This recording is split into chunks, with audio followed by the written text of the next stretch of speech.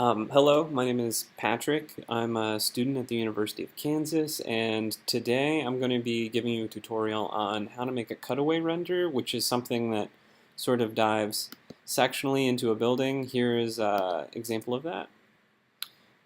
So what you can see is a fairly complicated skin system and structure that's just sort of sliced through using the section box tools in Revit, and then those are sent to the cloud in different pieces to give you a version of this where you just have sort of like a negative or a void. So to give you an example of what that means, here's a project, or here's an early version of a project that you're going to see later on. And this is a section view or a section box view sent to the cloud and rendered. And if I wanted to show into the building or some of the walls extruded up in plan, I'd have to render this block and then like different cut edges so that I could put a surface on top of it. There are alternative versions of this you can use in Rhino or SketchUp where you literally just delete the parts and render it showing like a way cutting into the building, and then you just sort of use an overlay of the complete structure and fade in to the parts that you want to show underneath. But I think Revit is probably a more commonly used tool, so knowing how to do that effectively seems important in this software. So with all of that said, I'm going to open up a very basic version of this, such as this example. So what I've done is I've cut into and cut out the floor slab, and then I created one side, another side, and I just overlaid the surface on top of that. And these were at the lowest and quickest resolution. This was my first ever test file of trying to figure out how to do this. So I'm going to open this up in Photoshop. And Photoshop is the tool that you're going to have to get fairly familiar with for this process. And specifically organizing layers and keeping them organized is going to be important. So for example, I'm going to go in and turn off the different layers of this and show you the parts. So like I said, originally there's just this very simple base layer followed by like a left-hand side, and then again that's followed by a right-hand side, and then furthermore that's followed by sort of a top layer, right? So we can see that all of these individually are just blocks that were cut out of the Revit model. So this one would have gone all the way across, and I just sort of sliced it at the 45-degree mark so that it could meet up with this one and create a nice isometric. And then I've erased where it's going to line up with the plan below it, so those edges aren't hiding the thing that's going to be sitting down here. And then I've sort of filled in some color so that when I put the sort of surface over it, and this is just a really bad rendering, like you can start to see things fade in and fade out. And this is just a super simple illustration of how to get it done. So with that, I'm going to show you a more complicated file. And this was sort of a progress version of the final museum cutaway that I did for Capilla's studio, which was our third year. I don't really know actually technically what that studio is called, but it deals with museums and cultural space. So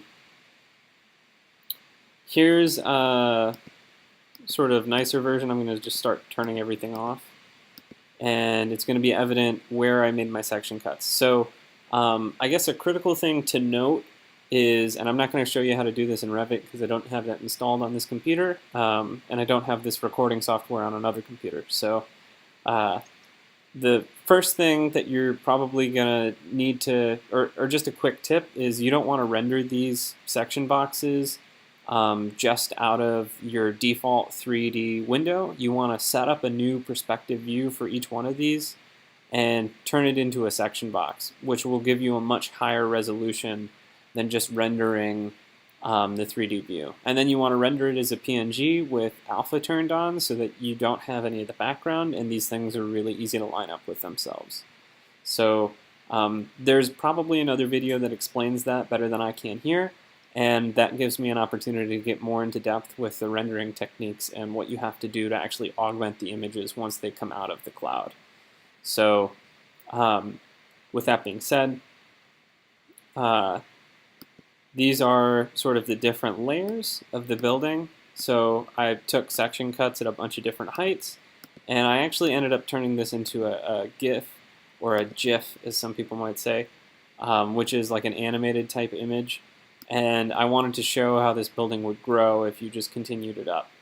But I think it really nicely illustrates the power of the section box tool, but also maybe some other opportunities that could be taken with trying to render this or even animate the growth of your building to demonstrate it more clearly to other people.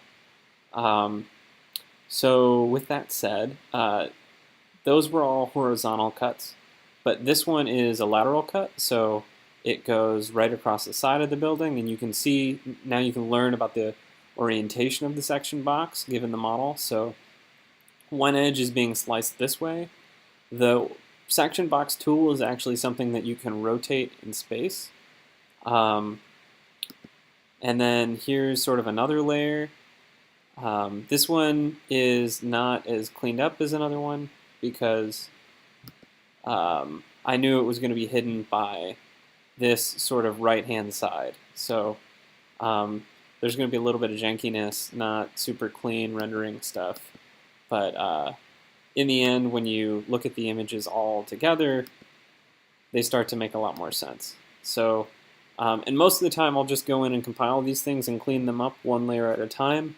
But occasionally, you know, I'll go in and put like the right and left hand side together and sort of clean them up so that as you zoom in on something like this, you can get closer and closer to accuracy and like fine detail. One thing to note, or one of the more difficult things with Brevet when you're trying to do something like this, is account for shadows and how those shadows sort of fade out into something if your section box tool is sort of disappearing. So you can see here that like there was just a little bit of visual problems where I had the lower level that didn't have something above it, so there wasn't a shadow being cast on it, and I had to sort of fake it a little bit. But when you zoom all the way out, it doesn't seem that apparent, although I think once it's pointed out, it's hard to unsee. Then again, this was only a second attempt, so now that you can see how it was put together, I'm going to go in and I'm going to show you what maybe a final version of one of these looks like.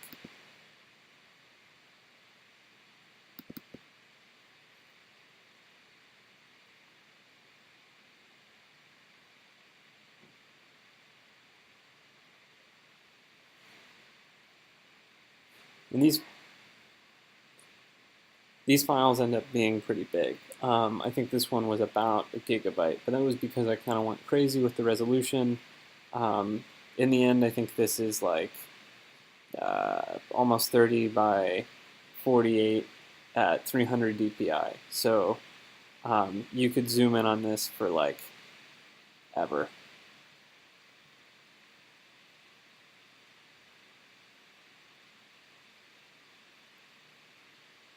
Also, there's discrepancy in resolution. So let's get into it. So you can see that I have a group of section boxes in a folder here that I've just collapsed. There are a ton of different exposure levels. There's one for a bunch of people. This one was a grass layer that I used to sort of augment the surface after it was done. But why don't I walk you through the section boxes first, and then we'll get into the augmentation on the surface. So I'm just going to go through and I'm going to turn everything off.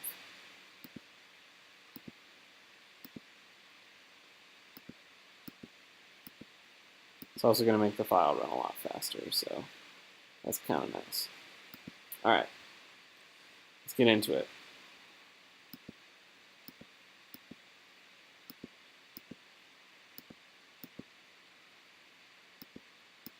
And it's kind of nice because as you go through this, it's easy to see the file just sort of come apart. So we always start with sort of an empty background. I think that's sort of self-evident with a file of this type, especially if you want to blur it into something else on your board. Then you have your bottom floor. This is the same as the last file that I did, but I think it's cut a little bit lower. Also, you can see that there's furniture and stuff already in it. Like, I don't know anything about mechanical over here, and it didn't matter because it just ended up being covered by the building later, but being able to see tables and curtain wall families and a desk and where everything fits together, it helps with the scale, but also like the more detail you add to your plans so that when you cut it in section, the function is still evident, even though maybe most of the walls are gone and the space is empty. It can be really helpful for someone trying to view it and understand it for the first time. So then I came in and I added the left-hand side, and like as I said before, I didn't really get the shadow part perfect, but it becomes a lot clearer. And really, I've just gone through here and I've used a soft brush to barely erase the edges. And over here, it's not going to end up mattering because it gets covered by the right-hand side. But like I said, I think spending a lot of time up front and doing your materials well so you don't have to spend a lot of time redoing them. Like the grass is always going to look like crap because the scale is so big, and the water never really ends up looking good when you zoom out, but from a perspective rendering it looks nice. But like for example, the floor and the reflections on the surface of the water over here, and actually having like glass mullions and a double skinned curtain wall system, like it really helps you when you're trying to show what's going on. And the less that you have to come back in here and figure out the details, the better, because it's just going to save you time. So we're already at just 2 layers, and already this looks like a sophisticated rendering, and in reality it wouldn't take you that much time to put together or clean up later. So then we're going to add the right hand side, and you can see for whatever reason this one was cut a little low, so it was cut just below the surface of the grass, and the water is gone. So this was a mistake on my part. I don't know why it was really cut here, but it didn't end up mattering in the end, because even though you have a right and a left side, and those are just to show different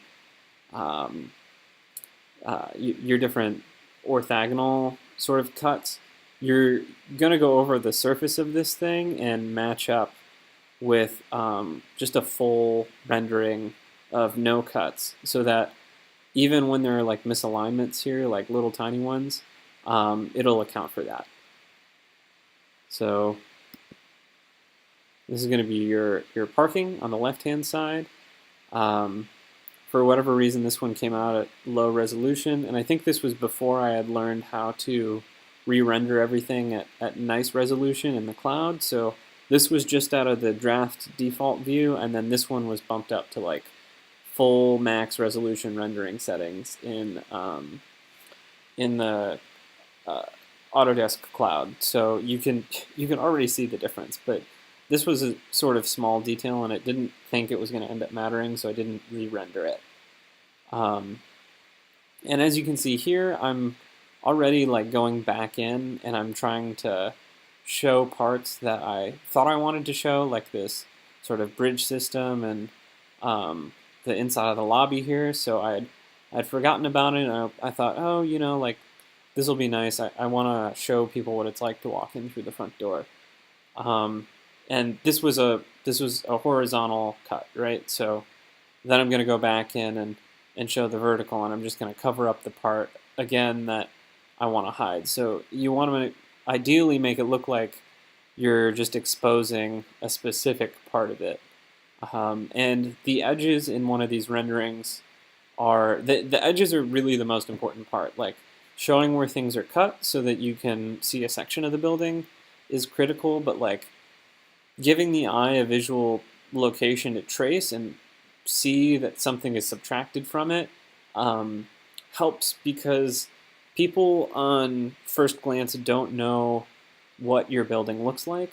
And if this is going to be your big predominant rendering, the thing that's going to tell the story, you need to give them a way to be able to distinguish between what like would normally be your building visible to a viewer and also like something that's being cut and is like distinctly augmented to show them something.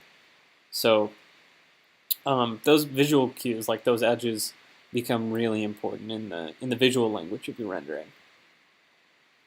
So again, here I wanted to go back in and show that I have like this circular elevator system going in and like the administrative wing, and then build that out so that there's a core here, right? So this allows me to show what the offices are like and maybe what the experience is of working there and how these corners are just sort of like deep light wells where people aren't necessarily looking at each other in each office, but there's some sort of like open space. And also it gives me an opportunity to show that it's not just like you can hear everything, but I don't know. I mean, this isn't a great building, but I think the rendering looks pretty nice. Hopefully. I don't know. Go watch another tutorial if you don't like it. But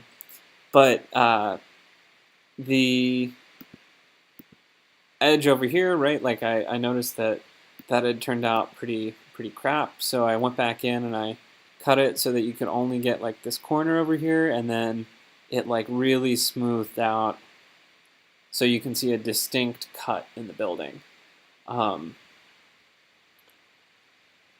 So for the most part, that is the guts of the rendering. And then what I did is I went in and I had a context model that I developed out of like all of the different SketchUp models in Dallas for our site, and I brought them in together in Rhino and then exported that as a DWG and just gave it like default clay model settings. And you can see that that actually came with the surface of the building. So if I turn all of these off,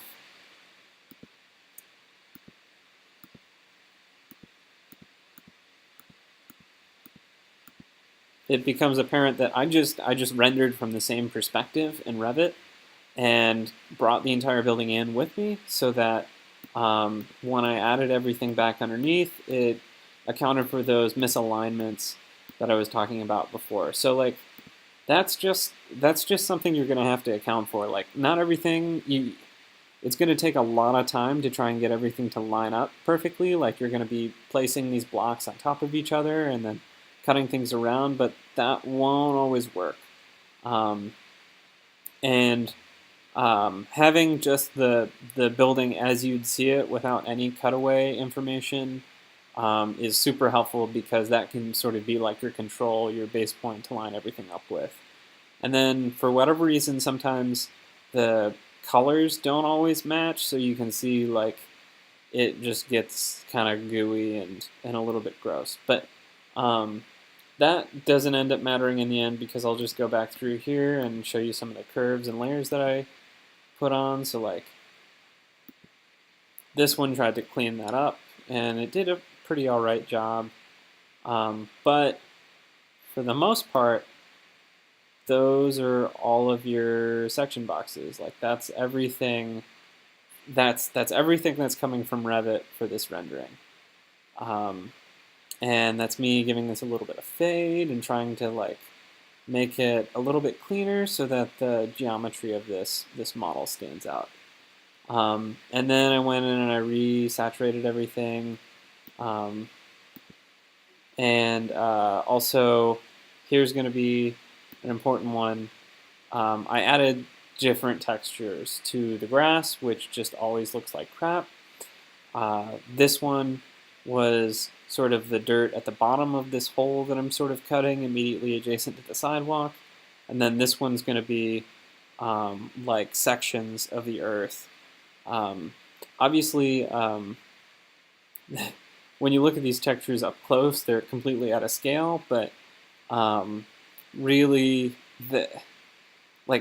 this thing that we're looking at right now is never going to visually exist, but to sort of convey the idea that there's a section here, or like you're seeing like a core of the earth, helps with the effect.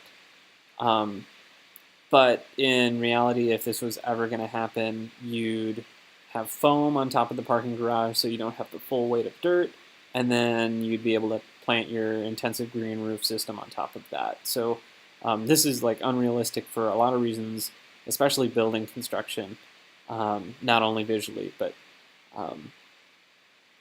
sometimes it's good to exaggerate things in your rendering so that people can pick them up quicker and move on to the details. Don't exaggerate too much. So then this is just like a crazy saturation layer. This brought everything back up. It sort of subdues some of the weird stuff about the dirt. The parking garage sorts to go back to normal. This evens everything back out again. This is the water, so I took like a aerial photograph of the ocean and skewed it so that it matched the isometric view that I'm looking at this building with. And then this sort of goes back in and matches everything underneath to like a proper saturation. I like this metallic floor, so I wanted to make it look less like, I don't know, like a inside of a microprocessor. And then this is going to be, I guess this is just a little spot of water right here. I can't really see any visual change. All the water is in the center of this thing. It's supposed to cascade down and hide a final gallery, so that's why this rendering was done in the first place. Okay, so it looks like I had a second layer of water just to change how they fit together a little bit. So if I turn this one off, the surface water gets a little bit duller. And then this is the water over the final gallery system, right? So that starts to make this look a whole lot more real. And then this is going to be the water cascading down into there, so that looks a lot more real. And then finally, you have a layer for people, and I like the subdued people.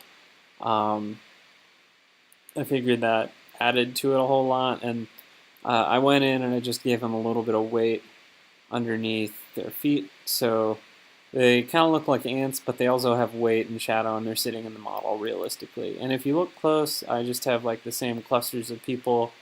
If I'm being really honest with you, this rendering was prepared the night before the review. It was started at 8 at night, and it was finished at 4 in the morning. And the people were really, like, definitely the last thing that happened. And there was a lot of apathy because they weren't really supposed to be the focus of the image, but they do really, really help give things scale. So this is a cluster of people, and this is a cluster of people, and this is a cluster, and this is a cluster, and they're all the same people. It's effective. It worked. You just, sometimes you do what you got to do.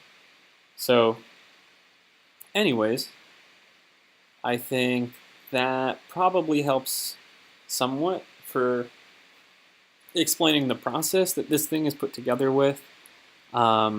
Again, this isn't a Photoshop or rendering tutorial. This is just how do you assemble one of these images to make it look realistic. If you want some more specific information about how to go in and match a texture that you find to a surface, like just look up the image adjustments. Well, you want to go to transform and skew tools. So you can change free transform, and then you can just sort of move different parts around.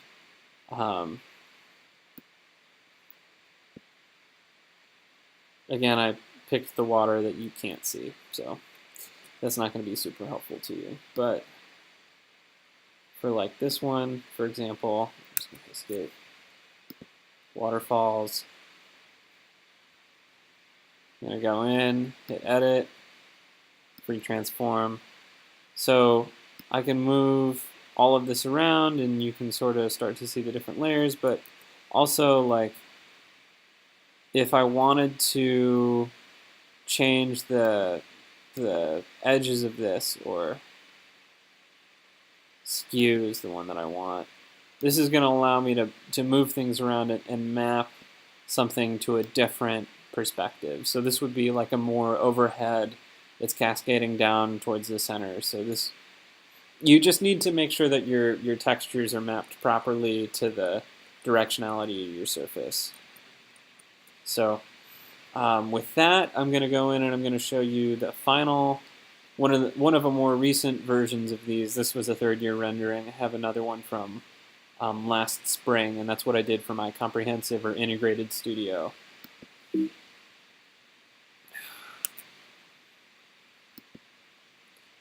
not going to save the changes. So by this point, I had finally learned how to do this to a degree where it was a little bit more convincing, it was more efficient with assets on your computer, and also it was a little bit faster. So again, I have a layer where I have all of my different cutaway layers on it, and then I have like different objects, and also like these are just sort of overlays and controls for the overall rendering. So I'm going to turn off, I'm going to zoom in for you. I'm going to turn off the concrete texture first because I think that makes everything a little bit easier to read. I'm going to turn off the trees. Fun little thing to note, the tree is just a stump picture I found, so it's nice to see that sort of cut in perspective. I thought that was interesting. And you can see on the tree layer, it comes with the shadow, so I tried to do that all in one go. The grass I thought was super duper helpful, but like once again, here is just an awful grass texture that came out of Revit. It is something that I have never seen it do well. Curves, that just sort of blows out the rest of the image for you so that your building is the focus. Context. The context is one of the harder things to bring into this rendering system. This is hue saturation 2, so now you're going to see the building is kind of oversaturated. I might leave that on because I think it makes some things easier. Just whatever. So, well, I actually had done some section stuff with the context too. So again, I rendered the entire building and then I sort of cut out the center of it. But this is what it sort of looks like native out of Revit. And then you got to go in and sort of blow out the stupid gray color that it has because of the dumb lighting. And then I went back in and I just sort of added like a vignette to it so that it faded out towards the edges. I could have done this with the eraser tool so that I could blend this image in with something else, but by this point I had figured out how to use InDesign to where I could just blend the other images into the more resource-intensive graphic. And also, I don't like blending things anymore, but a lot of times in partner projects, you got to do things you don't want to do. So anyways, hue saturation, this just sort of toned it down a little bit. This turns it off, and you can see here, like we'll see later, the context came with the image, so some of the context is cut through, and that's why it's really important that you go in later and just add everything again so that it's cleaned up. Brightness and curves 3. Okay, so now we're down at everything that's a cutaway layer, right? So everything else is just straight out of Revit. Super simple. And honestly, this one didn't take all that much. There were only 1, 2, 3, 4, 5 layers. The building was complicated enough already, so I figured it'd be hard to track. And for that reason, I was sort of sparing with what I decided to show. I wanted to get a courtroom into this. I wanted to get this sort of central timber structure. And I also wanted to cut down into the hill so we'd have that tree stump and you could see some of the lobby and this lower level down here. So starting by removing parts, this was back when I wanted to show 2 courtrooms on opposite sides of the building so that you can learn that all of them had sort of an opportunity for uh, vertical exposure, or there wasn't anything above them, and you could get natural light down in straight from the ceiling without any windows around the perimeter. This is, again, when I was trying to show maybe like all three. You can see some of the dirt texture down here and the weird funky sculpture we had going on in the basement. It was a statement about bureaucracy and aggregation and how laws in the justice system is a composition that isn't always super organized or necessarily pure. And then what you're left with is just the right-hand side. Like, this is the fundamental thing that this was all started with. And the guy I was working with, his name was Wes. He was just brilliant. He knew how to model all of the different mechanical systems in the building, all of the cores properly modeled. You can see that there are ducts floating around. This geometry that you see here isn't native to Revit. This was all generated in Grasshopper and Rhino, so we're not going to talk about any of that, but just for reference, the section box tool will cut through non-native things. Part of the problem is you have to go through and properly organize them as a system family in Revit. So this curtain wall was clicked through sort of window by window in order to turn it into a family, and we had two just painstakingly coordinated Revit and Rhino models so that these things would properly line up and sort of cut around the different parapets and edges on things. He was brilliant. He was the smartest person in Revit I've ever met, and I've worked at two of the biggest firms now, and he's still just super skillful.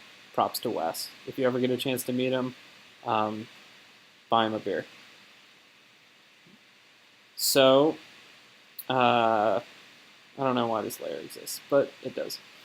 So starting on in with the first layer and second layer, right? So this time, without starting with sort of like a base, I started with the right and left-hand side. And you start to get these weird sort of shadows that end up right in the middle where things are lining up because there are slight exposure problems, but immediately you can see that if you get a little bit more creative with your section cuts so that you're not like just doing one section of the building, like this is a block, you know, it's cutting it in two axes, you can become more efficient. So this is cutting two sides. It's cutting it on the top and it's cutting it on the side. It's cutting it on the top and it's cutting it on the side. So immediately things are faster pace, right? Like this, if I had been doing it the way that I had shown you in the first rendering, probably would have taken me like 3 or 4 different cuts. Knowing where you want to cut it and knowing what you want to show is the first difficult part, and then everything after that gets easier. And the more diligent or aware you are of what you want to show with this image before you try and start it, the better it's going to be. So then this is the front. I probably, you know, could have just done an entire section, but to start this off with. But I actually didn't know super early on whether or not I wanted to show all the way down into this basement or not, because I thought this sculpture seemed important. But in the end, we decided that showing the lobby and how you enter the building, sort of this break in this metallic skin, was a lot more important. And it gave you opportunities to see how the context around it sort of funneled its way in through this manufactured wavy landscape. Then on the top-hand side, we, rather than trying to show all 3 courtrooms, figured that it was better to show like this open public space on top where people could just sort of take their free time, and it was like being outside, but it was conditioned space. not efficient. This building is not supposed to be efficient or ever exist. It's just a statement on complexity and contradiction. It was supposed to saturate you or give you as many opportunities to apply meaning or significance to something and draw conclusions about how those things contrast with each other. So the entire thing's populated with two types of geometry. You got sort of spherical and curvilinear, and also rectangular and orthogonal. And those two things are at a clash the entire time. We assume that people will assign their own meaning to them, so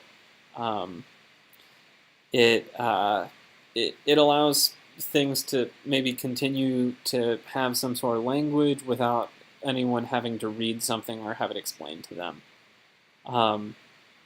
The reason this is important, and I'm not just explaining the building here, is the section cuts and what we decided to show or how the building was being cut through was a reflection of sort of where those two geometries sort of interacted or intersected. So, for example, where this screen hits a dual skin light or a dual skin ceiling and gives an opportunity for a courtroom to have some light in it, was a really important moment. And showing how the shadows play across the ceiling and how people would interact with different open spaces or interstitial spaces that occurred because of these intersections seemed really critical. And I encourage anyone who has like a complicated building like this where the inside and the outside aren't necessarily tied together or visually intertwined to explore this section cut process in order to better express that than maybe they could from just an exterior and an interior rendering, showing how those two things clash in the spaces that are created between them. So then finally this was sort of capped off with my second right-hand side rendering. You can see I'm breaking my cardinal rule. I'm not giving an edge for someone to follow. Hypothetically, this should sort of curve around a little bit, but I faked it. So I cut the rendering off right here so that it looked like there was an edge that came over and all the way down. But actually, this probably should be a little bit more over to here. But that's one of the things you can do with this rendering style. It's as the pieces are fitting together, it makes your life a little bit easier to bend the visual rules. Like, not everyone's going to be able to see where everything connects, so it's just about composing the final predominant the final predominant composition. Like, this building worked out pretty great for a rendering style like this because it is so complicated. So there are a lot of different pieces that you can zoom in on or just stay focused on for a little while and try to understand. But as a composition, it immediately demonstrates some sort of level of sophistication, I guess. Not to sound pretentious, but it was important that the actual plan and organization of this thing was extremely straightforward, so that the skin and other elements that were visually complicated could sit together with that and not overwhelm you when you're looking at it. And then there are a lot of tricks that go into taking something like this that is super complicated and fuzzy on a first surface perspective and trying to get it back to that simplicity found in plan and just like a complicated skin sitting over the top of it. So I'm going to collapse this and I'm going to show you those now. The first one is you want to sort of bump up the brightness or make it clearer how sort of the plan sits inside of the section of your building. Like, the clearer you can make it, the XY horizontal surfaces, the easier it's going to be. Like, the vertical surfaces aren't in the end going to matter as much to explain this as the horizontal ones are, because visually, when we're looking at this image, being able to understand where someone can stand versus something that divides where someone stands is going to be a lot more important to understand where someone can actually ambulate to or walk to. So for me, that meant bumping up the saturation a little bit, or the availability of this yellow color, this timber platform, so that people, like, it just stands out a lot more. And then going in and sort of cleaning up the sort of clay model around the outside of this thing, and making it less visually distracting was important. I'm going to turn on the context again. So all of a sudden, your rendering still has the same visual complexity, but you've pared down the context around the outside. You've added a vignette, and that's going to focus you in on the center of this thing. You don't have to add a vignette, and if you wanted this stuff to just sort of fade out towards the corners, that's fine too. I personally think it helps to define what you should be looking at in the image, and that is the building that you're trying to demonstrate. So then I added this concrete texture on it. I think that really works to tie everything together. If I'm going to turn this from an overlay into just a normal layer, like, I can show you that this is literally just a concrete pattern found on the internet, and then it's nice because it's trimmed by the context. So if I turn this off, you can just see that it's the part of the building is just showing based on the profile of the context sitting over the top of it. I'm going to turn this back to overlay. I think from a perspective of trying to demonstrate something visually, this does a lot of things for you. First off, it takes all of the stuff that would have been just like a normal clay model, white, neutral surface, and turns it into something with a little bit of character. And especially for the sidewalks, that's important because it distinguishes and activates what you're actually working on in your image from sort of the context. So, and it also really does some nice stuff in the shadows, and takes something that would have been super neutral and really, really quickly just gives it some character. So, like, these tiles have a lot more visual interest to them than they would if this wasn't turned on. All of the concrete surfaces that these are actually supposed to be have a ton more visual interest to them than they would have otherwise. It's not super realistic and it's not scientific, but it does the job, and it does the job quickly. And I think that's important when it comes to something like this. And then, because I didn't like how that looked on top of this now orange-looking timber structure, I wanted to bump up maybe sort of the softness of the wood, and I made that pink again, and it also sort of fades out some of the dumb grass color.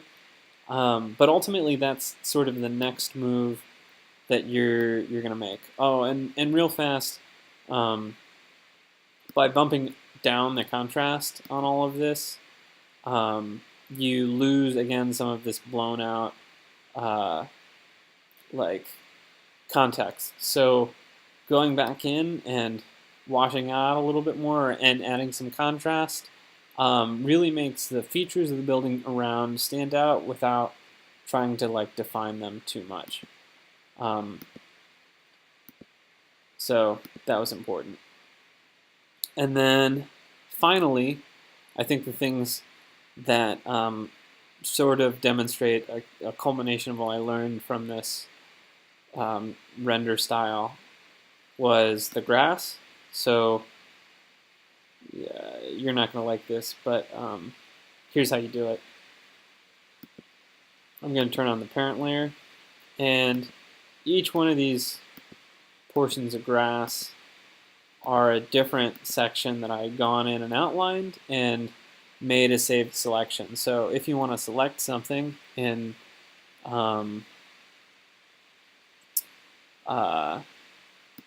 Photoshop, you can use the quick selection tool, but you can also go in and trace things out.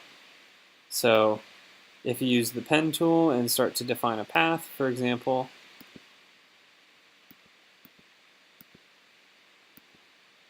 you can go in later and you can hit File, Save. You can save the selection, selection, and then load selection, for example.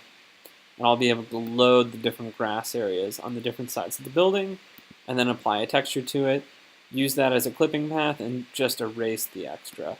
And that was pretty important. So I'm going to exit that. I don't need those paths. So one by one, I was able to come in and trace out the different areas for the grass. And this was huge. Like in the overall image, this sort of wavy green texture just, it really, I mean, it romanticized the image a lot, but it also just, I don't know. I could explain that for a long time. I'm a big fan of wavy grass. I think it makes something that you're looking at seem a lot more open and accessible to people. So before and after, and that's like night and day difference. It takes something that would have been just a dumb little rendering, and it takes the topography that already existed that you can see sort of cutting through the building, and all of the different tiles that you have sort of sitting on here for people to get from one side to the other, and it just gives it a whole lot of depth. And then the other one was this tree. So let me turn those on, and those are pretty simple. So the stump is just a tree stump that I found somewhere, and then I went in and I erased it so that it looked like it was fitting into the grass a little bit, and added a little bit of contrast and saturation to it so it would match the other wood that was sitting inside of the building, and then just worked it a little bit. Same thing with the tree over here. Oh, and these are the shadows, so I just did that with the burn and dodge tool. So if you do this and you click on one of the layers, layer 2 for example, I can just go in, and I guess I probably did that with the black brush, but you can go in and just do whatever you want. Put black as the tool, as the color that you're using, give your brush like 0 hardness, zoom it out, take your opacity down to like 6%, and just do whatever you want to sort of contour this thing.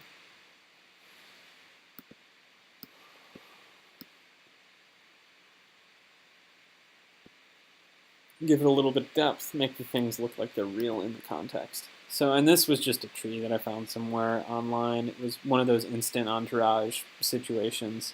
The interesting part, or one of the important parts, is that you want to make sure that maybe the light sources match up with these, right? So everything's sort of coming down this way, and it was important to go in and add the shadows so that they fit into the image the same way that the different parts of this section perspective, section box, cutaway thing were working. So you have tree and you have curves, so I made that a little bit more defined, and then added a shadow so that it all looks like it fits together. And really, that's just how you do it. Like, there's not a whole lot more to it than that. Like this one I didn't add people to. I think they would have helped with the scale, but I had a lot of furniture in here and organization. Like you could tell what the bench and different parts of this were looking like. So it wasn't super essential. Moreover, like there were already enough visual clues or cues for scale. So it felt self-evident. And it also, this image wasn't the predominant image that we wanted to use to tell the story. This was just a tool for us to explain what was going on. In the end, the image that we wanted to use was just an exterior rendering, something simple yet still pretty evocative. And as soon as that loads, I'll show it. But again, this was just something that came straight out of Revit. The weird thing, like I used almost the same grass, trimmed it out, added some sky, added some concrete texture over the surface of it. It's the same one that was in the other rendering, and then just added this woman and made the shadow. This was a 20-minute process, but we thought it demonstrated the story about the entrances and scale and language and sort of combination of geometries better than the Cutaway did. But the Cutaway served to explain how the program worked together. So they were both important images to us, but the Cutaway was not the focus. If your Cutaway image is the focus of how you plan to tell your story, make sure that you add people to it because they're going to be important to demonstrate scale. As far as the Cutaway renders folder goes, I'm going to show you some of the overlays that I have. This was just some graffiti that I thought about using. I had people that I was ready to use. There are just a ton of different entourage files that I've accumulated over the years. Here are some of the textures that are interesting. So this is like a watercolor texture that I found. I like what it does. It's very clean around the top. Typically I'll position the sun right here, and it does like this nice washout thing around the lower left-hand corner. This is one of the textures I had played with for the surface of the agnotology project with the sort of water pit in the center. I thought this worked pretty nicely for grass texture, or to give some depth to the Revit grass. This was for a background on one of those. Again, more watercolor. This was what I used for the grass. I just skewed this image and took this to make the grass in that Cutaway. I figured I'd try and put maybe like some kids in the yard outside to make it a little bit more evocative, but that didn't end up being necessary. This is a kid that I used for another one of my renderings. The feet in the grass really just help it feel like it's positioned in real space. A lot of times these gradients can be super helpful, like this. If you just throw that over the surface as an overlay, it can be really good. This is an example of the clay model context that I use for most of my renderings. I hate adding in photos. I like to make sure that the perspective I'm looking at matches where things actually are in the city. Smoke in your renderings can add to a nice effect. I recommend that for like an overlay. A weird one, I know it's weird, but it works really well, is hair. This one. This does a lot to add some sort of like, it's almost like wind to the surface of your rendering, and honestly, I think it's pretty great. Every time I've done it, I just get rid of the oranginess to it. I think it would be good for a Cutaway, but I've never had a chance to try it. The fog mask is pretty nice. And then I have a whole bunch of different sort of like willow tree attempts that I had in here when I was trying to do the agnotology project. Watercolor sky was an attempt that I was trying to do, and then this umbrella dude is pretty great. I can use him for like a lot of different renderings.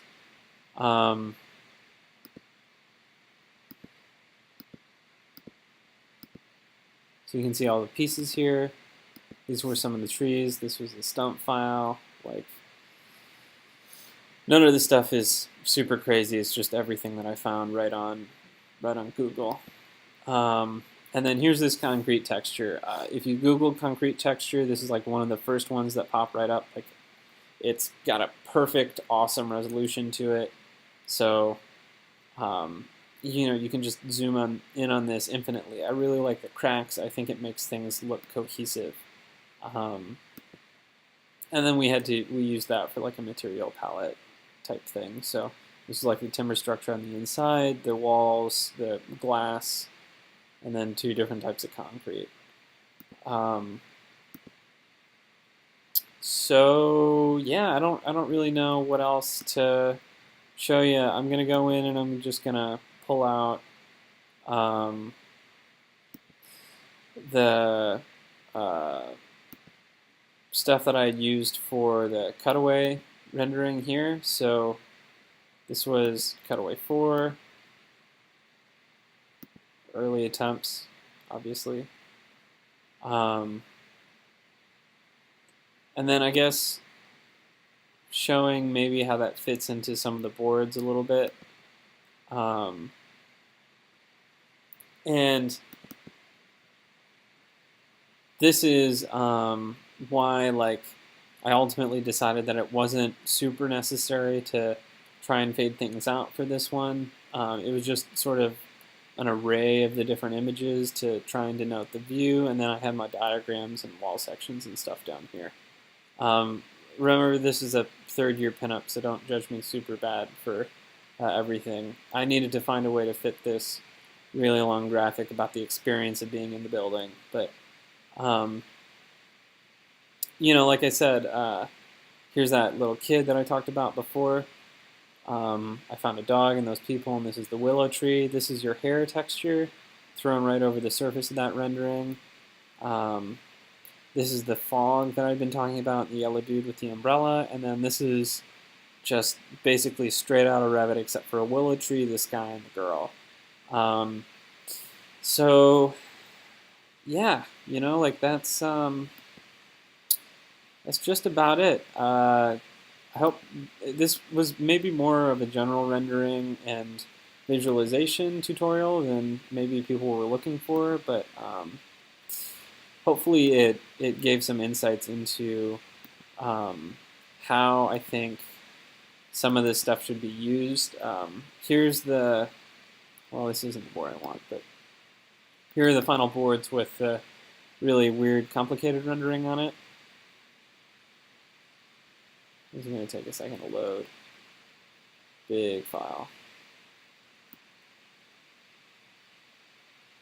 We'll give it a sec. But I guess just generally, if there are things to recap, overlays are your friend. Use the overlay tool in Photoshop with weird textures that you can find and just experiment. Also, I think it's important to try and have as much stuff done in Revit as possible. People that are really good at rendering are going to sort of scoff at me for saying that. I'm all about speed and being able to continue designing for as long as possible. The representation to me is important, but all of these renderings that I have on my board here are almost just default Revit renderings. And I know for the most part that can be bad, but like they turned out pretty good. And the complexity of our building didn't lend itself to being able to change it in Photoshop super fast. For example, the plans in here are a visibility template that or a view template that we had set up in Revit so that they would export the same way every time, and we wouldn't have to deal with Illustrator every time we wanted to change how things looked. And then this was a really long set of boards. We had our reflected ceiling plans and we had our mechanical plans and structure plans stuck down below it. And then we tried to line that up with the renderings. So you had level 1, level 2, obviously. So yeah, I can't really think of that much else to tell you. If you have any questions, feel free to reach out. Kapila has my contact information. I'm not going to say it in this video because it's going to be on YouTube, but There's probably a link to my website somewhere, so feel free to try and connect with me or shoot me an email if you want help with a cutaway render. And I'll do my best to try and help you. But yeah, hopefully this was helpful. I'm a lot better at the Grasshopper Rhino tutorials because I think the logic there is a lot more straightforward, and it's a lot less qualitative. This is really, and with all of this visual stuff, it's just a means of expression. You're just trying to convey information through a graphic.